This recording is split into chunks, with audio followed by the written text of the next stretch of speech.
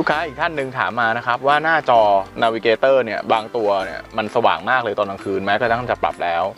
เราก็เลยเอามาลองดูนะครับว่าหน้าจอตัวนี้ติดได้ไหมคำตอบคือติดได้ครับแต่ว่าอาจจะต้องใช้ความชำนาญนิดนึงนี้ติดแล้วนะครับเราจะลอกไม่ทิ้งกาวนะครับลักษณะของฟิล์มสะดวกนะครับก็จะไม่ทิ้งคราบกาวไว้เลยหน้าจอก็จะแห้งเหมือนเดิมไม่มีรอยไม่มีคราบนะครับขั้นตอนการติดนะครับก็เอาฟิล์มสะดวกมานะครับแล้วก็ใช้น้ำนิดเดียวพอนะครับนิดเดียวพอใต้หน่อยเดียวนะครับแล้วก็วางลงไป